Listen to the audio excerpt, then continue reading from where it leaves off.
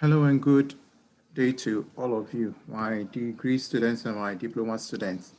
Now, if you have watched my first video, you should be familiar with my course outline, and you should be familiar with what this course is all about in terms of my interaction, in terms of the course content.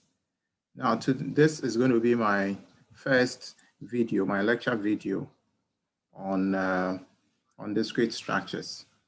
I will need you to pay a lot of attention. If you don't understand something, you can send me a feedback during Secretive on the model page, or go back and watch the video again. Please, I want to recommend that this particular video, you need to take your time and go over it. If you watch the first time and you don't understand, please go over it again. Okay, now this course is one of the foundation fundamentals to a lot of courses, a lot of programming languages. So it will be very good if you can store this particular video and come back to it when you need it in courses or topics or subsequent programs like data, algorithm, and structures and all that. Now, today I want basically to go through what discrete structures is about. And I want to do this in three phases. Look at what discrete structures is about.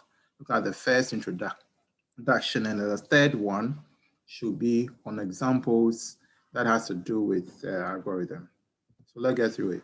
So basically, we'll be looking at the introduction to this course. And this first slide is just to give you a lot of examples, applications so far as this course is concerned. And the more you look at how vast the usage of this particular system is concerned, I think the more interest should be generated with respect to this.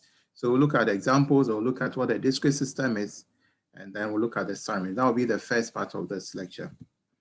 Now, discrete mathematics is a branch of maths that, if you are offering BSc maths in any of the universities, will be a major course.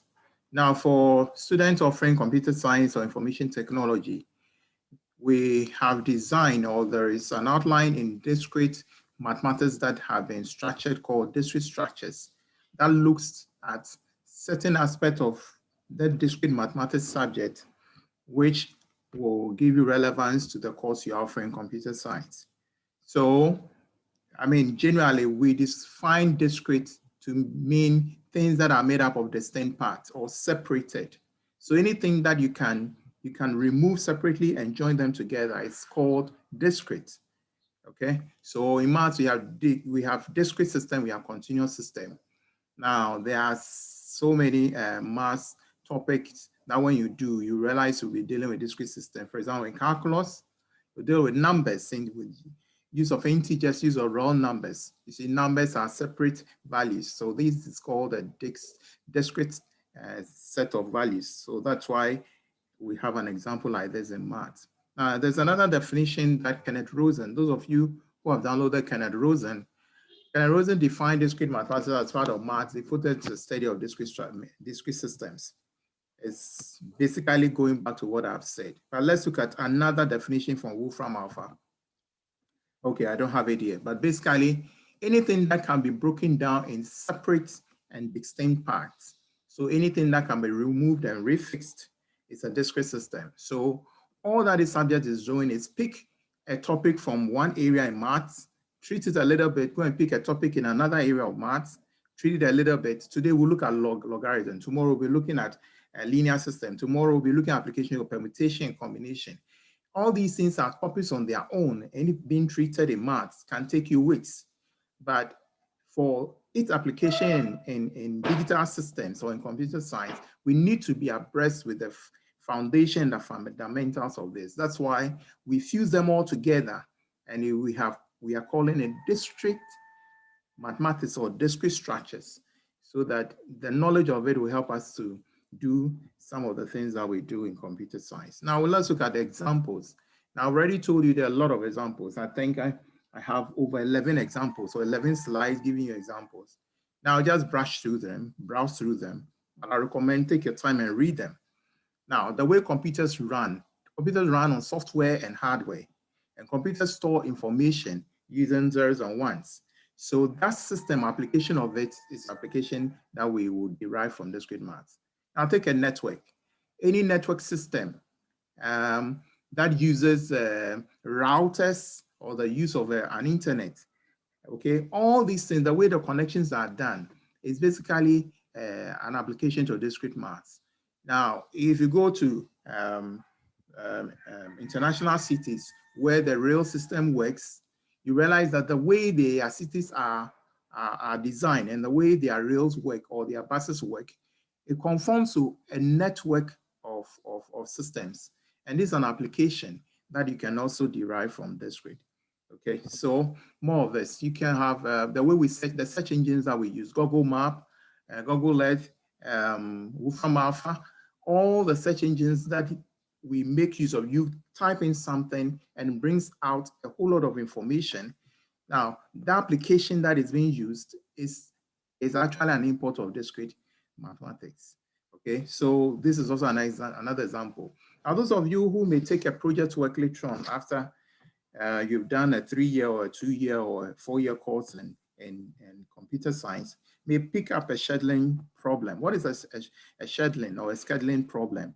This is when you have things that have to follow a certain sequence of events. For example, the way people may book an airline, or the way pilots are booked for their services, depending on which flight they'll be flying. All this time, for example, a timetable is a scheduling system. So anything that needs to combine how to schedule something that will take place, all these are applications to discrete maths. Now I want to leave the rest, but I want to pick one, cryptography. And I'll recommend you to take a very critical interest in this, encryption and decryption. When you take your WhatsApp app, and the first time you WhatsApp somebody, you see what you call end-to-end encryption. Now that simply means that the two of you can only communicate, or no third party can be able to see what you are doing. And it's because of cryptography. And again, you will see this in discrete maths. Some of your seniors have had an interaction with this and they've picked up projects on these things. So let me just glance through the rest. I told you there are 11 slides on this. Password criteria, machine scheduling, railway planning, appointments. I mean, the way we appoint, if there's a program that can run to appoint people to certain positions, especially when there's so many appointments, we can schedule or schedule to do this. Computer graphics, bankruptcy proceedings, electronic health and care records. Ghana, we use NHIS. The way this electronic system works, or the way we create a database to keep these records. These are applications to this use of discrete math. Computer disks, how it stores information, voting system. In fact, there is a former student of this department that designed a voting system for GTUC at that time. Now we are called GCTU. They use that system, electronic system, to vote in that year. So again, these are our applications: cell phone communication, digital imaging, processing, encoding data and transmitting it. What we call Markov models, or the speech recognition system, food and webs. All these things are applications to discrete math. Delivery routes, logistics, cyber security, choosing the most appropriate routes to use when you are traveling, robot arms. There are quite a lot of them. Now, I picked this last slide to make you realize that when we talk about discrete system, this is a typical example. This is actually a motherboard. Now, I pulled this from the net, and if you look at it, the way it's been colored, all the items you see in this screen can be removed and refitted back. Okay, what is this? This is a motherboard of a digital system. And we are saying that since they can be removed, this is a discrete system.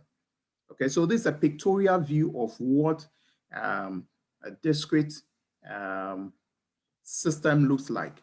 So now when we say we are learning or we are studying discrete structures or discrete mathematics, we are picking items or different things that may use different principles to operate. But together, they come together and they form a system unit, or they form a unit that can help us to do or deliver something. Okay, so basically, this is what my introduction is. What is discrete subject or discrete mathematics is all about. So basically, this video is simply giving you applications of this course and how they can be used. We looked at the introduction, we looked at the examples, and we've seen an application, image processing.